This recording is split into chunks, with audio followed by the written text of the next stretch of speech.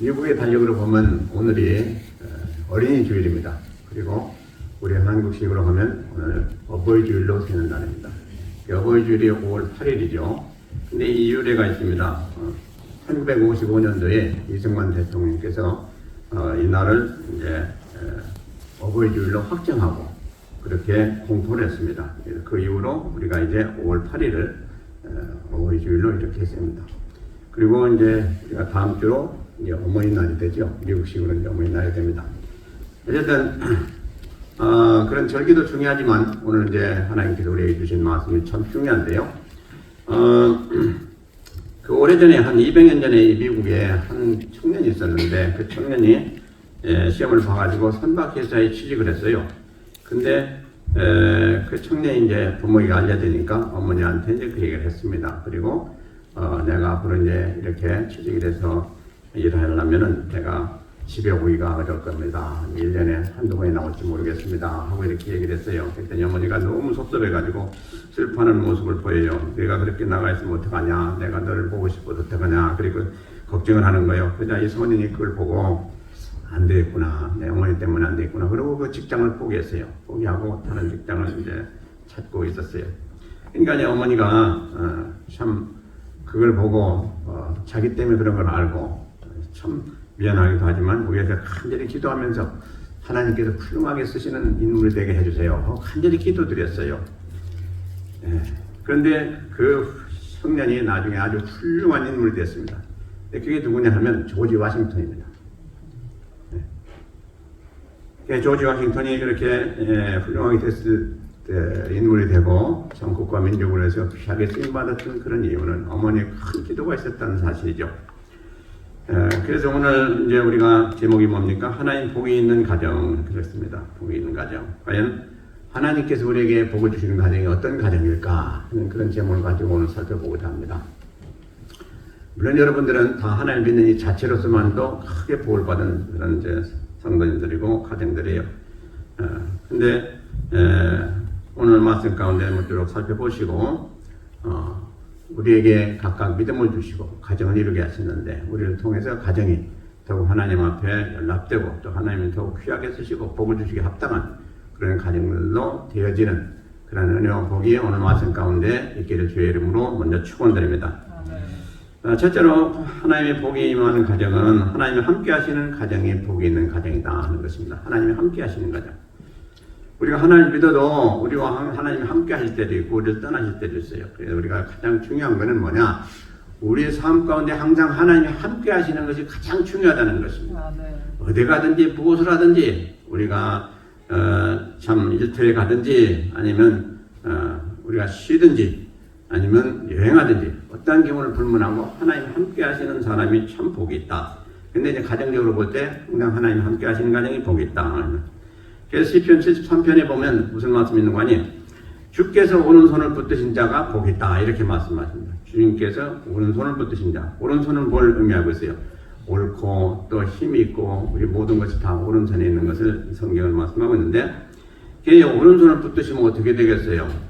우리에게 힘이 더해지고 우리의 또 실족지 아니하고 하나님 능력의 손으로 오른손을 붙드셨으니 어디 가든지 어두운 데 가든지 뭐 하든지 실족함이 없는 것이죠. 그래서 우리에게 권능을 더하시고 하시는 그런 의미로 주고 있습니다. 그래서 하나님께서 우리 오른손을 붙드신다. 근데 누구와? 하나님이 함께 하신 자에게는 그런 은혜를 주시겠다라고 약속하시고 계십니다. 그래서 우리 모두는 다 누굽니까? 하나님이 오른손을 붙드시고 계신 그런 사람들이에요. 안 믿습니까? 예. 그건 왜 그래요? 우리를 통해서 하나님이 하시고자 하신 일이 있고 또 우리를 통해서 각각 가정에 또 뭐 직장에 무엇을 하든지 잘되게 하시기 위한 그런 그 목적으로 하나님 우리 손을 붙들고 계세요. 그래서 우리가 때로 힘이 없고 때로 또 지치고 할 때 바로 이 말씀을 좀 생각하시기 바랍니다. 시편 73편 3절이에요. 예. 이 말씀을 생각하시면서 야 하나님이 내가 이렇게 피곤하지만 붙들고 계신 것을 내가 믿는다. 그러므로 나는 다 할 수가 있다. 라고 생각하시고 힘을 내시길 바랍니다. 그렇게 되면 되는 거예요. 우리가 할 수 있다고 하신 이는 하나님이세요. 그래서 우리가 할 수 있다 라고 한다면 그때 누가 역사해요? 하나님이 역사하셔가지고 우리 믿음 가운데 그렇게 하게 하시는 이다 이 말씀인 것입니다. 그러므로 우리는 믿음이 중요한 게 바로 그겁니다. 믿음을 믿고 믿는 믿음 안에서 행할 때에 되어진다는 것이죠. 우리는 감당할 수 없다 할지라도 하나님의 능력이 말씀은 사람 움직이는 능력이 말씀이기 때문에 되게 해주신다는 것이죠. 이것이 바로 성경의 진리고 이것이 바로 성경의 비밀인 것입니다. 그래서 그게 뭐 내가 어떻게 할 수가 있겠냐 하지만 능치 못한 일이 없다 하시는 말씀이 있기 때문에 그 능치 못한 일이 없는 그 하나님의 말씀을 붙들고 내가 행하오니 주여 나를 하여금 하게 하옵소서 또 감당할 수 있게 하옵소서 한다면 분명히 하나님이 도와주신다는 말씀인 것입니다. 그래서 여러분들이 말씀을 아는 것 자체가 중요하지만은 그 말씀을 가지고 우리가 삶을 살아가면서 믿음으로 적용해서 해야 돼요. 그냥 말씀은 말씀이고 삶은 삶이고 이렇게 따로 떨어지면 안 돼요. 항상 우리의 삶은 뭡니까? 말씀 안에서 이루어진 삶이고 말씀을 붙들고 행하는 삶이고 말씀 안에서 우리가 믿음으로 행하는 삶이 될 때에 그 안에서 하나님은 역사하신다는 것이죠. 네. 그래서 하나님이 함께 하시면 능치 못한 일이 없는 것이요. 네. 그래서 하나님이 함께 하신다는 어떻게 됐어요? 하나님이 우리의 피난처가 되신다고 그랬어요. 우리의 능력이 되신다고 그랬어요. 우리가 무슨 일 하든지 어디 가시든지 하나님이 같이 가주시고 같이 행하신다고 그랬어요. 그래서 우리는 이 시간에 따져볼 건 뭡니까? 과연 내가 인생을 살면서 누구와 함께 하십니까 지금? 이게 중요해요. 누구와 함께 하고 있느냐? 아침에 일어나면 여러분 생각하면서 오늘 또 피곤한 하루가 시작되구나. 이거 내가 어떻게 해야 되나? 이런 문제는 어떻게 해야 되나? 그런 생각이 먼저 들 수도 있어요. 그러나 그럴 때마다 물리치기 바랍니다. 어떻게 해야 되겠어요?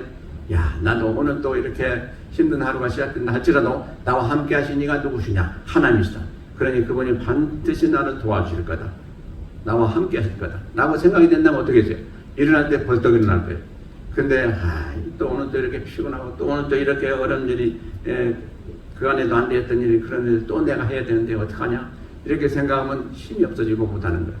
그렇기 때문에 여러분들이 아침에 일어날 때 대단히 중요합니다. 어떻게 일어나셔야 돼요? 나와 함께 하신 이가 누구시냐 한번 생각해 보시기 바랍니다.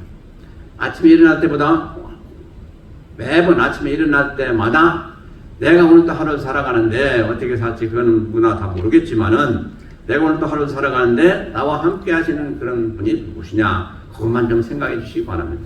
그러면 하나님이시다? 그러면 어떻게 되겠어요? 힘이 나는 거죠. 오늘도 하나님께 모든 걸 의지하고 주여 내가 오늘도 하루 살아가는데 해야 될 일이 많습니다. 또 이런저런 문제도 있습니다.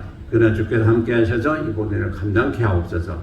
그리고 한번 기도하시고 일어나시면 아마 힘이 있을 줄로 믿습니다. 그래서 다시 말씀드리지만 내가 살아가는 인생을 누구와 함께 하느냐 이게 중요하단 말이에요. 힘 있는 자와 함께하고 또 권력 있는 자와 함께하면 어떻게 해서 여러분들 힘이 생기죠. 근데 하나님은 권력 있는 정도가 아니잖아요. 전지전능하신 하나님이잖아요. 그분과 함께하는데 왜 내가 오늘 또 걱정하랴 근심하랴 그런 마음 가지고 시작하시기 바랍니다. 아멘이십니까? 아니 진짜예요. 네, 그럴 때 힘이 나는 거예요. 교회 말씀을 붙들고 사는 이유가 뭡니까? 바로 그래서 사는 거죠. 네. 자, 그래서 우리가 살아가는 그 하나님은 바로 우리의 모든 것을 아시고 우리를 도와주시고자 하시는 그런 하나님이에요. 그래서 우리는 성경에 보니까 하나님을 멀리하는 자는 간음하는 여자와 같다 이렇게 말씀하시고 계세요. 하나님을 멀리하는 자는 간음하는 자와 같다. 처음에 보면 이상할 거예요. 그렇지 않습니다. 자, 우리가 누굽니까? 하나님 믿는 믿음 안에서 우리는 하나님의 자녀가 됐어요. 그리고 하나님 믿는 그 믿음으로 하나님을 섬기게 되어 있어요. 근데 하나님을 멀리하는 자는 누구예요? 하나님 믿지 않겠다고 자꾸 떨어져 나가는 사람들이에요. 그리고 하나님은 내가 소용없다라고 하는 자들이 다 하나님을 멀리 가는 자들이에요. 그들은 누굽니까? 불신자들이고 그들은 또 믿는 자들을 할지라도 신앙이 시원치 않은 사람들이에요. 그래서 하나님은 그들을 간음한 자다. 무슨 간음이에요? 영적인 간음이에요. 그러니까 이 세상에 살아가면서 간음했다는 소리 들으면 참 불명예죠. 네, 성경 수없이 말씀하고 있습니다. 그것을 뭐라고 합니까? 영적인 간음인데 이것은 절대로 좋은 것이 아니다. 그래서 하나님 믿고 끝까지 그 길을 가야 되는 것을 말씀하고요. 한순간이라도 제대로 믿음을 가지 아니하고 하나님을 경외시하거나 또 하나님 믿어봤자 소용없더라 하는 것 다 이게 뭐예요? 영적인 간음자다 이렇게 말씀하시고 있어요. 절대로 그러지 마시기 바랍니다. 우리가 아무리 힘들고 어려워도 분명히 지금 내가 겪고 있는 어려움을 하나님 보시고 계실 것이다. 그리고 나를 분명히 도우실 것이다. 하는 그런 마음 잊지 마시길 바랍니다. 그래서 우리가 세상을 살아갈 때 누구나 다 형통하기를 원합니다. 그렇죠? 저나 여러분들은 다 매일매일 형통하고 잘 되길 원해요. 그건 뭐 틀림없는 사실이지만 누구나 다 그렇게 됩니까? 성경 말씀하시기를 하나님이 함께 하신 자는 형통한 삶을 산다라고 약속하시고 계십니다. 그 좋은 예가 누굽니까? 우리가 잘 아는 대로 요셉입니다. 요셉이요. 그렇게 어려움을 당했잖아요. 팔려갔잖아요. 또 종을 노릇했잖아요. 그런데도 불구하고 열심히 하나님 믿는 믿음 안에서 행하니까 어떻게 됐어요? 요셉이 거처하는 그 가정에 큰 복이 임하였더라 됐어요. 요셉의 복을 받고 형통한 그런 은혜 가운데 살다 보니까 그가 가는 곳곳마다 형통했어요. 이게 우리가 잘 기억해야 될 바입니다. 그러니까 우리는 살아가면서 우리 혼자 잘 산다고 그게 목적이 있는 게 아니에요. 우리가 잘 되고 형통하면 그 형통한 사람이 가는 곳곳마다 잘 되는 거예요. 이게 성경이 주시는 진리입니다. 그러므로 우리 한 사람이 잘 되면, 가정이 잘 되면 그 가정이 형통하게 되어 있어요. 여러분들 한 사람이 여기서 신앙 안에서 굳게 서고 그러면 그 교회는 잘 되게 되어 있어요. 그러므로 항상 기억하시기 바랍니다. 그러면 왜 내 가정은, 왜 나는 이런가? 그럴 때에 우리 자신을 잘 살펴보세요. 누구 아내에게 남편에게 왜 이러냐 그럴 필요가 없어요. 그래서도 안 돼요. 나를 보세요. 나를 봐. 왜 우리 가정은 이러냐? 왜 이렇게 문제가 많으냐? 이거 나부터 문제가 있는 거예요. 그러니까 내가 복을 받으면 그런 문제도 다 커버가 돼요. 이게 성경의 진리예요. 그런데 우리가 참으로 중요한 건 뭡니까? 가장이 대단히 중요하다는 거예요. 그래서 가장이 이 성경에 보면 아주 그 중책을 가지고 있어요. 그렇기 때문에 하나님께서 그에게도 권세를 주었습니다. 가장으로서 권세를 주었어요. 가정을 잘 다스리라고 권세 주었어요. 여하튼 간에 우리 인생들은요, 누구나 태어날 때부터 복받기로 약속이 되어진 그런 사람들인 것을 꼭 아시기 바랍니다. 자, 그 찬양이 뭐가 있습니까? 찬양이 뭐가 있어요? 당신은 사랑받기 위해서 태어난 사람. 찬양 있죠? 제가 처음에 그 찬양을 들을 때 별로 그냥 감동이 안 왔는데 지금 이렇게 가만히 생각해 보니까 참 감동이 오고 참 훌륭한 찬양이다 라고 생각이 돼요. 자, 왜 그러니까요? 보세요. 하나님이 우리 인생들 창조하실 때 보면 창세기 1장 26절 27절에서 뭐라고 하시냐? 하나님께서 우리 인생들을 만드실 때 흙으로 빚어가지고 만드셨다고 그랬어요. 그러시고 그 만드신 그 흙으로 만든 사람에게 생기를 불어넣으셔가지고 생명이 되게 하신지라 그랬어요. 그런데 다른 피조물들은 아무 피조물이라도 그렇게 만드신 적이 없어요. 전부 다 그냥 마습으로만 만드시고 끝내셨어요. 근데 사람은 직접 만드시고 거기다가 하나님의 영 생기를 불어넣으셔가지고 생명이 되게 하셨어요. 그러시고 그 다음에 하신 말씀이 뭡니까? 너희들은 이 세상을 다스리라. 나가서 번성하라. 이 복을 얼마나 주셨는지 알 수가 없어요. 이게 인생들이에요. 그렇기 때문에 하나님은 우리를 처음에 만드실 때부터 하나님 형상으로 만드시고 복을 받기를 원하셔서 복을 주신 하나님이십니다. 그렇기 때문에 우리 모두도 다 마찬가지예요. 하나님은 우리 한 사람 한 사람에게 엄청난 복을 예비하시고 계시고 주시길 원하시는 그런 존재들이라는 사실이에요. 그럼 왜 우리가 이렇게 못 받고 있느냐? 왜 이렇게 어려움을 당하고 있느냐? 그건 우리 각각 개인적으로 잘못해서 그래요. 하나님은 우리를 지금 하나님 자녀 삼으시고 잘 되기를 원했어요. 생각해 보세요. 우리가 부모들인데 자녀가 잘못되는 거 우리가 보면 얼마나 안타깝고 얼마나 마음이 안 좋겠어요. 마찬가지예요. 우리가 하나님 자녀가 됐는데 우리 자녀된 하나님 자녀들이 엉뚱한 삶을 살고 지시나 하고 이래 되면 아버지가 되신 하나님이 어떻게 생각하시겠어요? 아주 안타깝신 거죠. 아주 슬프신 것이죠. 아주 안 좋으신 것이죠. 당연한 겁니다. 그래서 우리는 태어날 때부터 하나님이 복을 주시기로 작정하셨고 복을 받게 살기 원하시는 그런 간절함이 하나님 안에 있다는 거예요. 근데 왜 우리가 이렇지 못하냐? 그러니까 우리는 회개하고 하나님 앞에 바로 서야 돼요. 네. 그래서 이 세상 만물을 우리에게 다 주셨지 않습니까? 근데 우리는 다 누릴 권세도 있고 자격도 있어요. 근데 진짜 자격 있는 사람이 누구요? 하나님 말씀 안에서 하나님 인정하시는 사람들이 되는 거예요. 그래서 하나님께서 우리 인생들을 얼마나 사랑하셨는가 생각해 보세요. 하나님 다음으로 가장 귀한 존재로 빚어주신 것이 우리 인생들이에요. 그럼 얼마나 감사합니까? 자, 그래서 항상 우리는 하나님과 함께 해야 되고 또 함께 하지 아니할 수도 없어요. 우리 운명은 하나님과 함께 해야 될 존재들이에요. 하나님의 영을 받았기 때문에. 그런데도 불구하고 우리는 자행자지하고 우리 마음대로 살 때가 많아요. 그거 절대로 하나님 기뻐하시지 않았습니다. 그 다음에 2절 보시기 바랍니다. 너희가 일찍이 일어나고 늦게 누우며 수고의 떡을 먹으며 헛되도다. 그러므로 여호와께서 그 사랑하신 자에게는 잠을 주시는도다. 이게 뭡니까? 인생의 성패는 사람의 노력 이하에 달려있지 않다는 말씀입니다. 우리가 살아가면 누구나 다 성공하기를 원하고 절대로 실패하지 원하게 하는 사람은 아무도 없습니다. 다 잘 살기를 원하고 잘 되기를 원하는 것이 우리 인생들이 누구나 가진 근본적인 생각이고 또 마음인 것입니다. 그러면 어떻게 해야 우리가 잘 되겠냐, 어떻게 해야 성공하겠냐 하는 것이죠. 세상 사람들 또 우리도 역시 그럴 때가 많아요. 수고와 노력하면 잘 되리라. 물론 어느 정도는 잘 돼요. 어느 정도는. 예, 수고하면 거기에 반드시 대가가 있습니다. 성경도 뭐 말씀하시고 있어요. 그걸 하지 말라는 건 아닌데 수고와 노력을 어떻게 하느냐가 중요해요. 어떻게 하느냐. 또 무슨 마음을 가지고 하느냐가 중요해요. 예.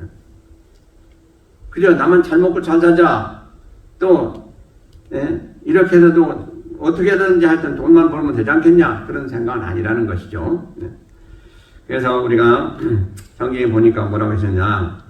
인생의 성공과 실패는 하나님께 있다. 그리고 하나님 모든 걸 주장하신다. 그리고 우리 모든 것이 생명을 비롯해서 살아가는 모든 삶이 우리에게 노력한다고 되는 것도 아니고 우리에게 있는 것도 아니고 하나님께 전적으로 있다라고 말씀하십니다.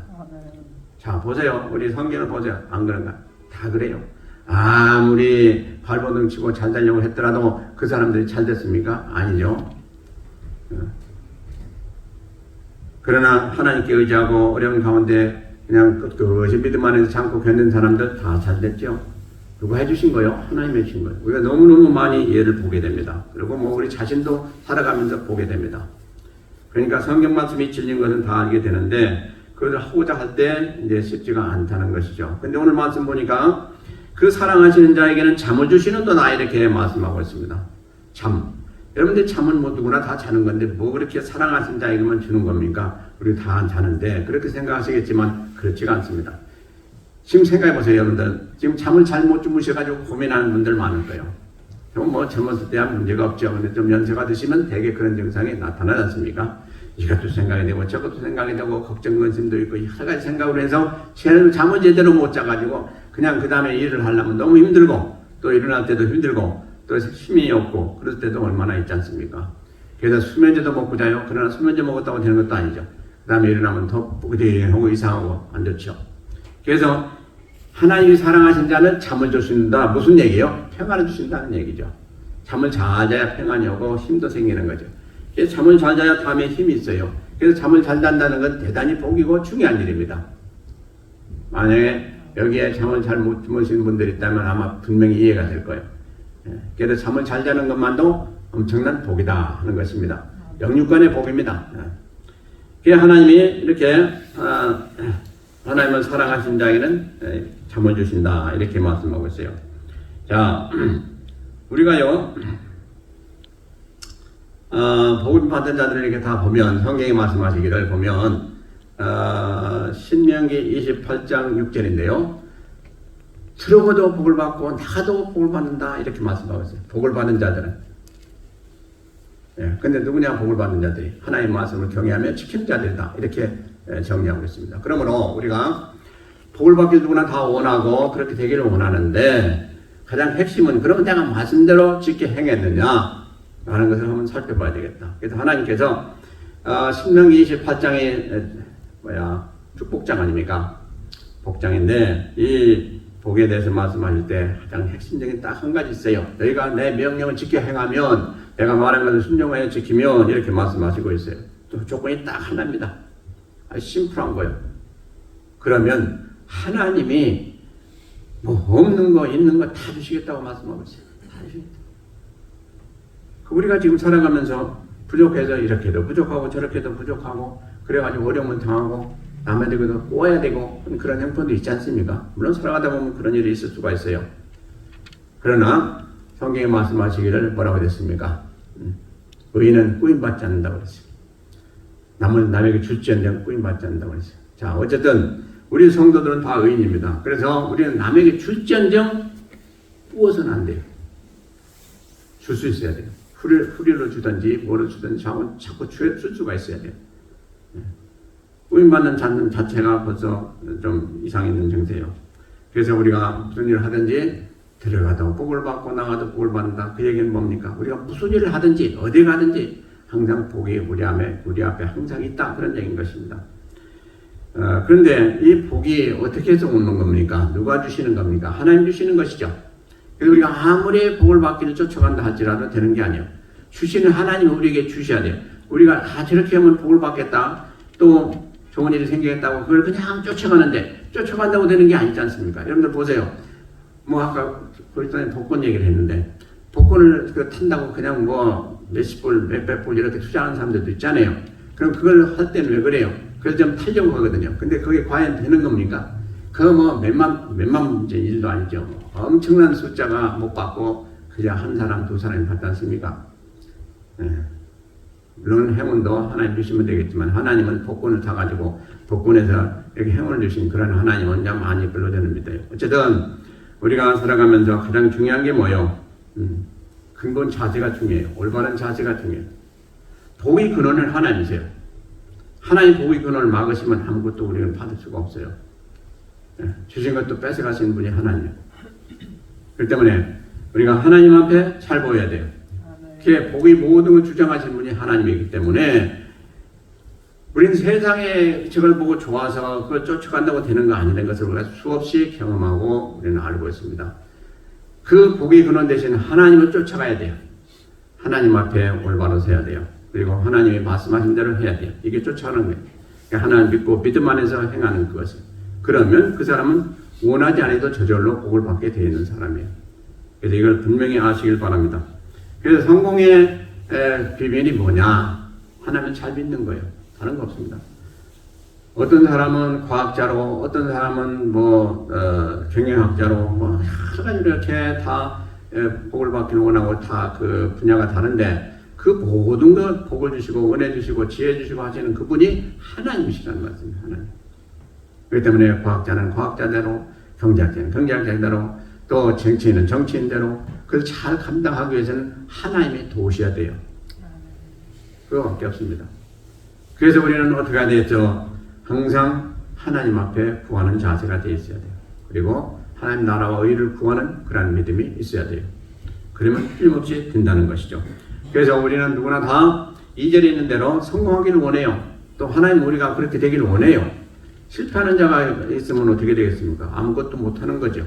성공하기를 원하는데 그 성공하는 자 어떻게 했습니까? 하나님을 가까이 하는 자다. 그리고 우리가 하나님 앞에 모든 것을 온전히 행하는 자다. 그리고 우리가 하나님이 누구신가를 밝게 잘 알아야 된다.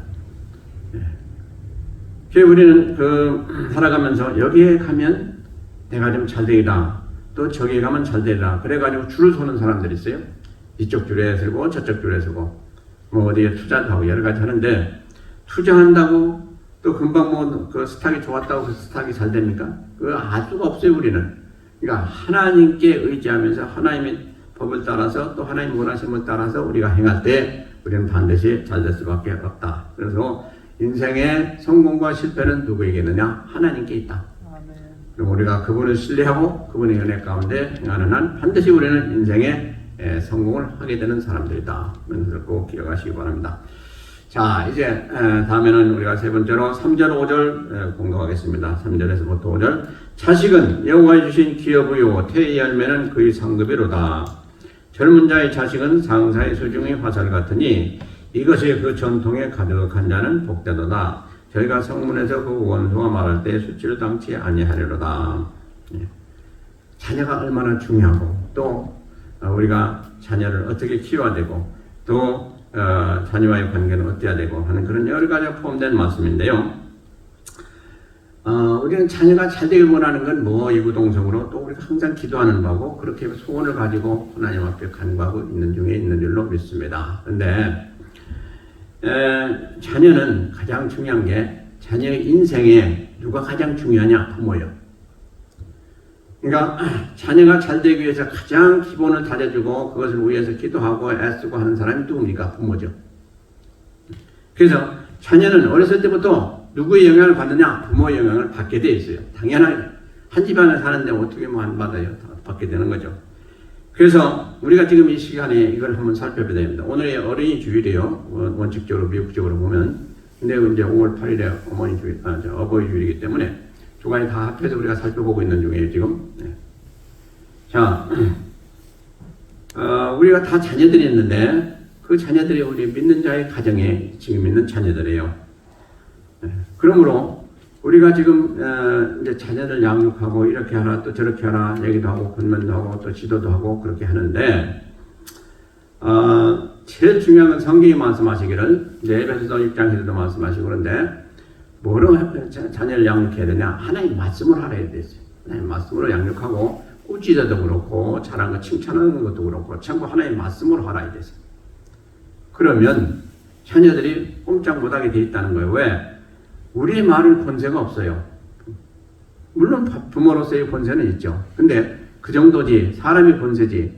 하나님의 권세는 아니에요. 근데 하나님의 말씀으로 하면 권세가 따라오는데 누구의 권세? 하나님의 권세가 따라오게 됐어요. 그래서 야, 너 이건 하면 안 돼. 왜? 하나님 말씀이 이래 됐으므로 너는 행하면 큰일 나. 그렇게 하면 안 돼. 이렇게 하면 어렸을 때라 할지라도 하나님이라고 하면 뭔가 두려운 거예요. 그래가지고 그 말씀이 들어가가지고 백혀서 이런 말씀은 하나님이 절대로 하지 말라고 그랬대. 그래가지고 안 하게 됩니다. 그렇게 되고 이제 점점 크다 보니까 진짜 그렇구나 하고 깨닫게 되고 그러다 보면 어떻게 되겠어요? 진짜 하나님 말씀으로 양육받은 자녀들이 되는 것이요. 그럼 어려서부터 이렇게 한 말씀 두 말씀 이렇게 들어가가지고 나중에 그 말씀이 그 안에 박혀가지고 이제 부모가 얘기를 안 해도 스스로 그렇게 하게 돼 있어요.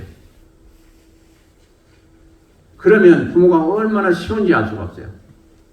근데 부모가 어렸을 때부터 그렇게 양육을 안 하면 나중에 부모가 그 대가를 다 받아야 돼요. 무슨 얘기입니까? 자녀들이 그냥 부모를 거역하고 또 부모의 말을 안 듣고 또 엉뚱한 짓을 하고 하도록 그때 속수무 책이요. 그때는 너무 늦은 거예요. 그걸 우리가 지금 수없이 당하고 있습니다, 지금. 네. 특히 우리 이미 인세들은요, 어려운 점이 있었잖아요. 그전에도 말씀드렸지만, 와서 기반 잡으려고 노력할 때 시간도 없죠. 어떻게.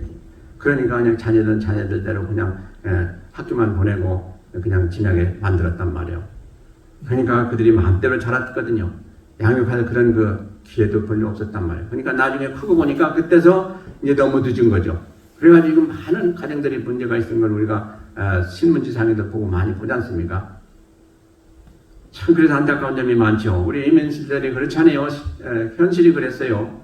시간이 없으니까 바쁘고 힘들어서 일하는데 그냥 어떻게 기반 잡는데 힘쓰다 보니까 나중에 자녀들은 제대로 교육을 못 시켰다.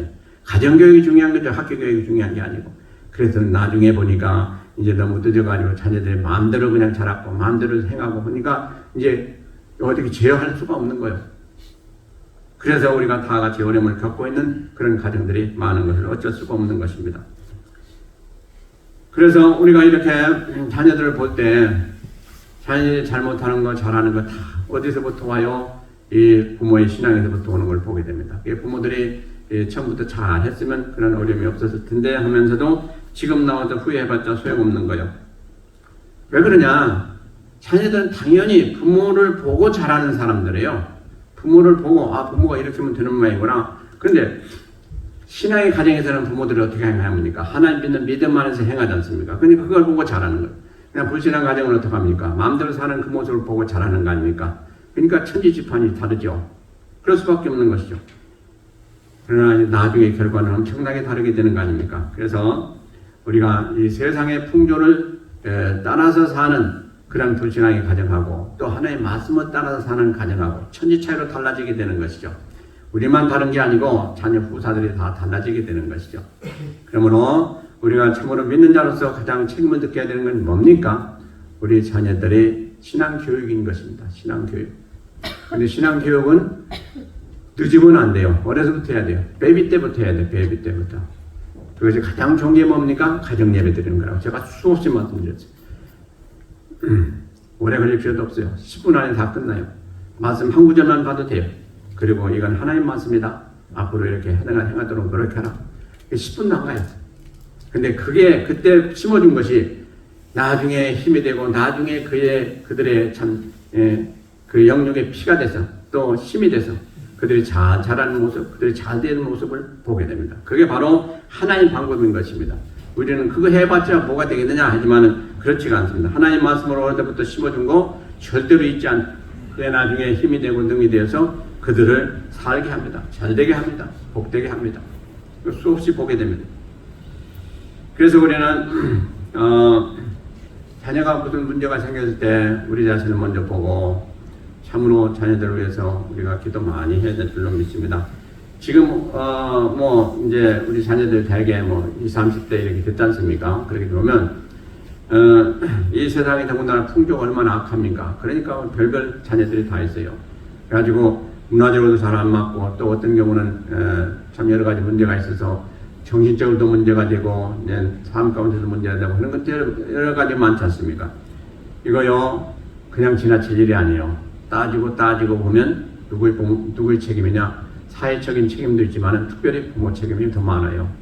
그렇기 때문에 우리가 참으로 이것을 잘 생각해야 됩니다. 그래서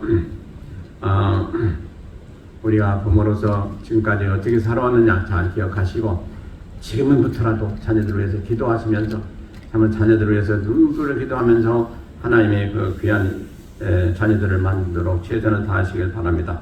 그래서요 이 사람이 사람을 만들어요. 사실에서 내가 누구냐에 따라서 우리가 지도하고 또 이렇게 기르는 그런 사람들을 하나님의 자녀로 삼고 또 그렇지 못한 사람들은 엉뚱한 악한 일들을 만들게 되는 것을 우리가 보게 됩니다. 그래서 지금 세상에서 교육을 통해서 인재를 양성한다 여러 가지가 있는데 그거 다 좋은 일이죠. 근데 세상 교육이 지금 얼마나 지금 타락했는지 여러분들 다 아시지 않습니까? 학교에서 지금 성평등 해가지고 별것도 다 가르치며 권면하고 그런 짓도 많아요.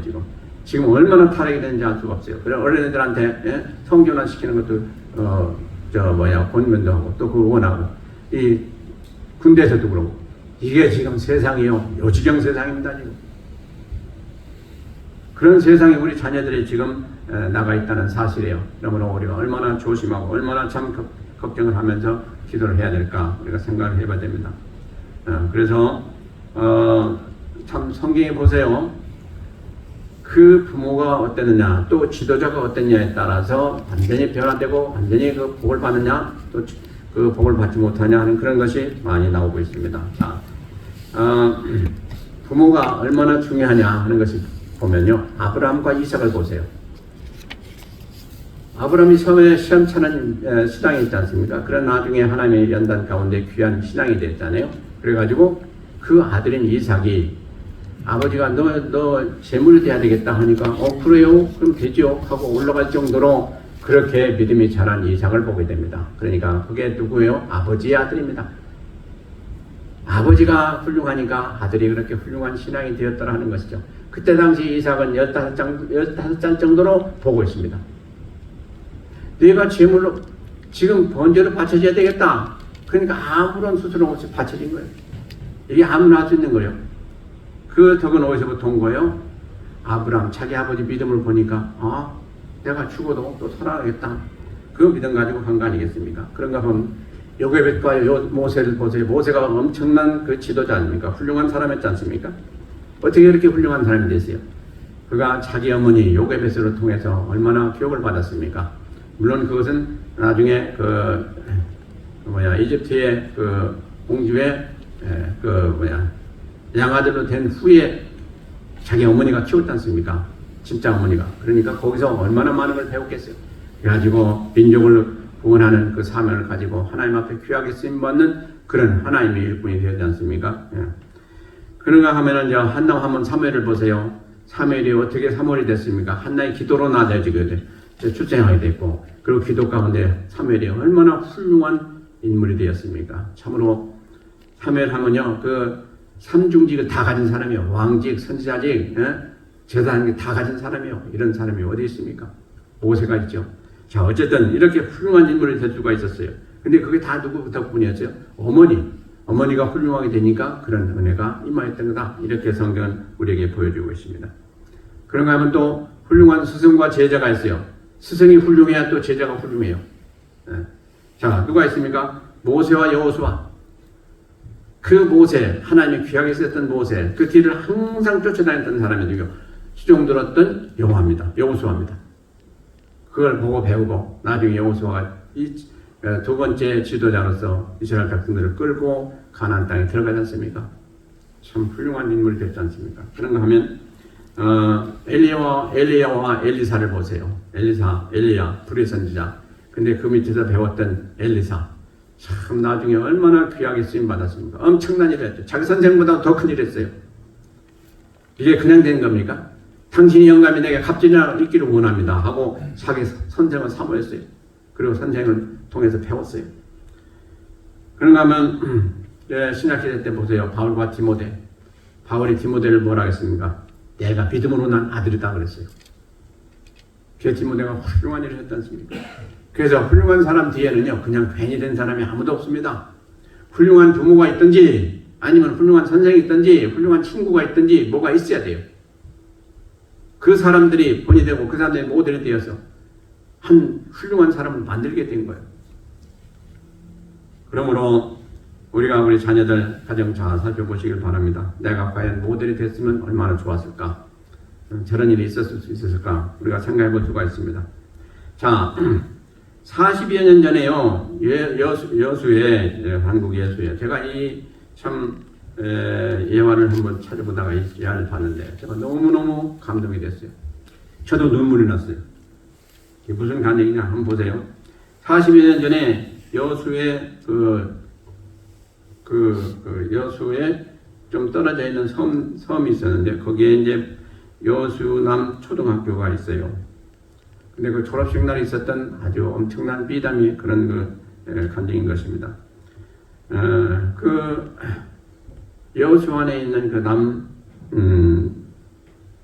여수남, 그러니까 남쪽에 있었던 모양이에요. 여수남 초등학교에 지금 그때 당시로 하면 40년 전이니까 벌써 국민학교죠. 국민학교 때 그 졸업식인데, 그 졸업식장에서 그 아주 꾀죄죄한 옷을 입은 그 중년 여인이 무슨 상을 받았냐? 노력상을 받았어요. 그 중년 여인은 그 학교의 학생도 아니고 별로 관계가 없는 사람인데 이렇게 노력상을 받았어요. 그러자 거기에 모인 모든 그 학부형들과 그 청중들이 다 우리 같은 박수를 보냈어요. 그 여인에게. 그리고 그 여인의 딸이 졸업식을 하는데, 그 여인의 딸은 그걸 보고 통곡을 한 거야. 근데 무슨 사연이었냐? 사연은 이렇습니다. 그 여수 바로 앞에 20리 떨어진 데 섬이 있었어요. 섬이 있는데 조그만 섬이요. 거기에 사는 사람들이 20명 정도밖에 안 됐대요. 주민이 20명 정도밖에. 그렇기 때문에 거기는 학교가 없었대요. 그렇지 않겠어요? 20명 사는 무슨 학생들이 그러겠어요. 그 학교가 세울 수가 없죠. 그런데 한 가정에 이제 딸이 자라가지고 8살이 된 거예요. 그러니까 어머니가 뭐라고 했는 거 아니에요? 그 남편한테 제가 8살이 됐으니 이제 국민학교에 이제 입학을 시켜야 되지 않겠습니까? 그랬어요. 그랬더니 그 남편이 우리가 여기 사는데 어떡하냐? 학교도 없고 저 육지에 보낼 수도 없고 한데 어떻게 할 수가 있겠어? 그래서 그렇지요. 사실은 그 형편이 그렇습니다. 이렇게 가만히 생각해보니까 그런데 그때 이제 어머니가 결단한 겁니다. 일단은 그 자기 딸을 그 국민학교에 입학을 했습니다. 그리고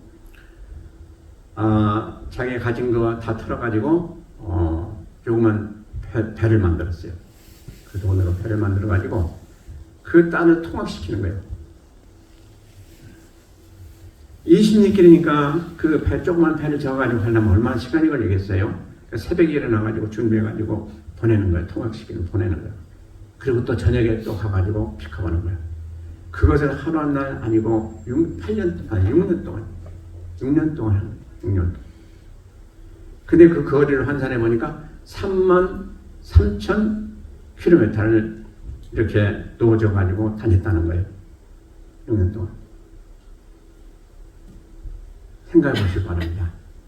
딸 하나 공부시키고자 그 참 위험을 무릅쓰고 하루 날 아니고 그렇게 오랫동안 33,000km 되는 그 거리를 노를 저어가지고 새벽에 또 저녁에 이렇게 했던 그 어머니 그 노고, 또 그 사랑을 딸을 사랑해서 그렇게 했던 그 모습, 우리가 어떻게 생각하는지 여러분들 감당할 수가 있겠습니까? 아마 누구나 나는 못한다고 그럴 거예요. 이런 열심을 가지고 했던 여인인 것입니다. 그래서 이 사실을 알고 거기 모였던 모든 그 하객들이 다 눈물을 흘리고 참으로 칭찬했다고 합니다. 과연 우리에게 이렇게 열심이 있을까요? 우리가 이런 열심만 있다면 그 가정에 또 아니면 자녀들 중에 불신자가 있다 할지라도 우리가 다 누구나 그들을 참 하나님 자녀 만드는데 부족함이 없을 거예요. 이런 열심만 있다면. 성도 여러분, 금방 우리가 예화 가운데 살펴본 대로 어머니의 사랑은 어느 누구도 끊을 수도 없고 엄청난 파워가 있는 걸 우리가 압니다. 근데 그 어머니 사랑보다 더 큰 게 뭡니까? 하나님 사랑입니다. 하나님 사랑은 진실로 이 세상에 가장 파워풀한 사랑인 것입니다. 우리는 누굽니까? 그 사랑을 지금 받고 사는 자들입니다. 그러므로 하나님의 사랑을 생각하시면서 아직도 늦지 않았습니다. 그 사랑 안에서 우리는 우리 가정들을 다 변화시키고 또 우리가 해야 될 모든 것들을 다 사랑 안에서 감당하셔서 참으로 하나님이 기뻐하시는 그런 삶이 되시길 바라고요. 특별히 우리 가족들 사랑하실 때에 우리 사랑으로 안 됩니다. 하나님 사랑 가지고 하셔서 녹아지게 만드시고 그 사랑이 넘치는 가정 되게 하시고 또 교회가 되게 하시고 여러분들 가는 곳곳마다 하나님 사랑으로 여러분들이 행하셔서 그곳에 하나님 사랑이 충만하게 임하고 또 구원의 역사가 임하는 그런 복된 삶이 되시기를 주의 이름으로 축원드립니다.